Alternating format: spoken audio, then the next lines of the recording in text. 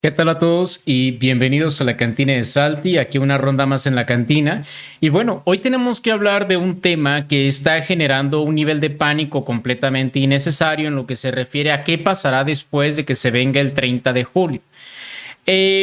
A partir de este punto, tenemos que ver que las compañías telefónicas y el gobierno amenazan con desconectar tu celular si no vinculas tu número. Esto lo han hecho antes y te dejan sin llamadas más que solamente WhatsApp, no datos y solamente 911 de llamadas, ¿no? Están bombardeando a la gente con mensajes de texto, correos y alertas. De hecho, varios de mis suscriptores me han mandado mensajes en donde me mandan una captura de lo que les han mandado, que les están diciendo literalmente de cortarles el servicio si no se registran antes de ciertas fechas. Pero antes de que corras a registrar tu información por miedo a quedarte incomunicado, vamos a hacer una pausa. Vamos a analizar los datos fríos. ¿Qué ha pasado antes?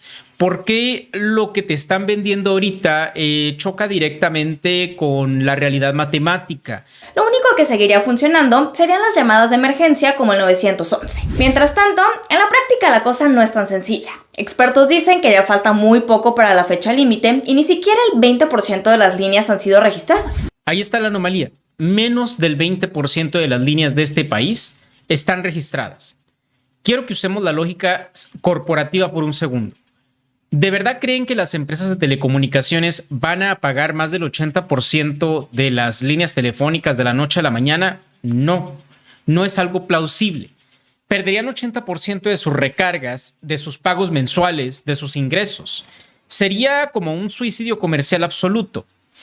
Esa fecha límite es una táctica de presión psicológica, no es un ultimátum técnico, porque no existe la capacidad lógica para hacerlo. Y si creen que el gobierno va a obligarlos a cumplir, acompáñenme a hacer una auditoría del pasado para recordar cómo era todo, ¿no? Porque la historia siempre se repite. El gobierno de Felipe Calderón se implementó exactamente lo mismo, pero con diferente nombre, el Renault. Nos dijeron que para frenar la delincuencia y todo esto teníamos que mandar nuestra CURP por mensaje de texto. Nos prometieron que era una tecnología de punta y súper segura. ¿Saben en qué terminó? Esta base de datos, con la información de millones de mexicanos, se vendió enterita y se vendía en discos piratas en Tepito por 500 pesos en el mercado negro. La descargaron de la Deep Web y así la quemaron en un CD. Fue un desastre de ciberseguridad tan humillante que en 2012 el Congreso ordenó destruir el sistema y el gobierno, para intentar salvar la cara, montó este absurdo teatro público para borrar los datos. Nada más vean esta joya. Gracias. Para iniciar el proceso, le solicitaremos al señor subsecretario presionar la tecla Enter para dar inicio a este proceso.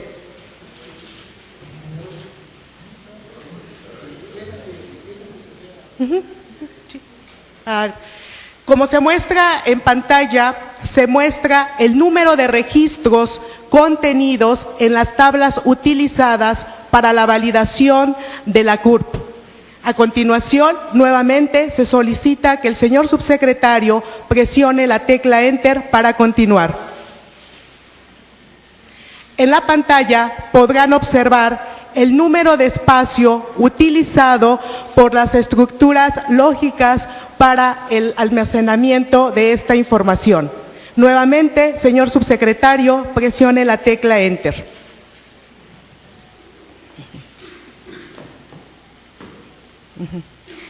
Se muestra en pantalla que los registros contenidos en dichas estructuras lógicas ha sido borrado. Un evento de Estado con cámaras y micrófonos para pedirle a un funcionario que presione la tecla Enter. Esto es lo que pasa cuando burócratas intentan hacer ciberseguridad. Pero lo peor no fue eso. Lo peor fue el discurso con el que cerraron. Escuchen la garantía que nos dio el gobierno ese mismo día. La garantía absoluta de que estos datos siempre estuvieron plenamente salvaguardados, que no tuvieron en ningún momento el riesgo de ser filtrados, utilizados o usados para ningún otro propósito más que para el que fue creado, y que con este proceso se tiene la garantía al 100%. Garantía absoluta de que estuvieron salvaguardados. Señor, la base de datos completa la puedes comprar en un tianguis, en un CD pirata. Esa es la lección número 1. El sistema no tiene la infraestructura técnica para proteger tu privacidad. Y cuando fallan, simplemente hacen una ceremonia para borrar el archivo y hacen como que no pasó nada. Pero este no fue el único intento. Para las tarjetas que se vendían al por mayor y que esas tarjetas se utilizaban en algunos casos para la extorsión, para el secuestro. Avanzamos en el tiempo y en el año 2021 la nueva administración, pero cometiendo exactamente el mismo error, esta vez le pusieron PAN-OUT, muy similar. Pero aquí querían ir más lejos porque ya no les bastaba la CURP, querían los datos biométricos también, ya empezaban con eso de las huellas y cara y todo eso, ¿no? Vinculados a tu chip. Y claro, cuando las instituciones de transparencia, en ese entonces ya la extinta INAI, o las mismas telefónicas intentaron frenar esta locura, el discurso oficial fue atacarlos.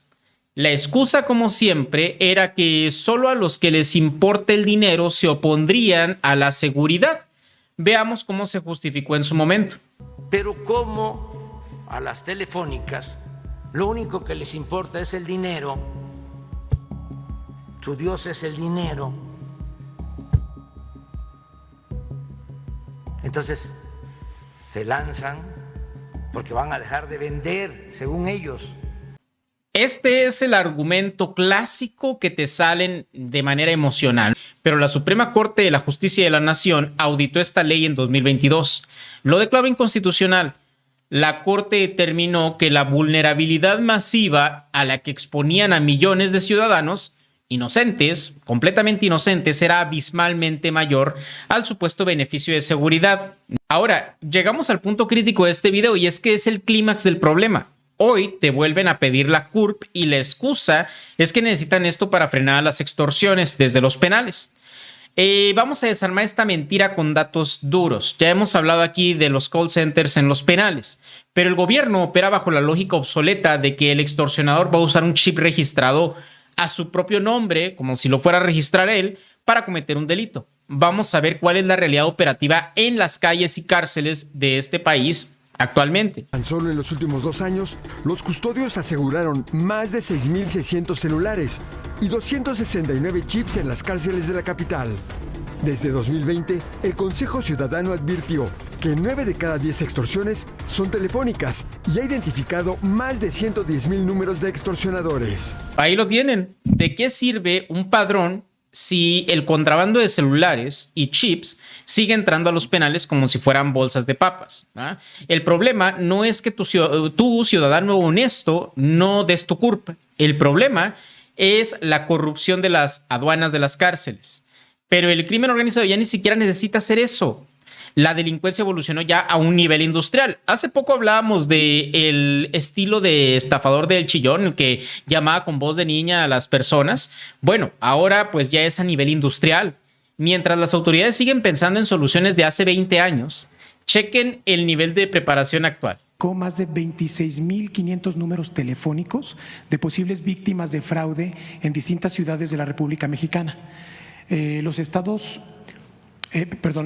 fueron realizadas desde un falso call center descubierto el 14 de enero pasado en Guadalajara.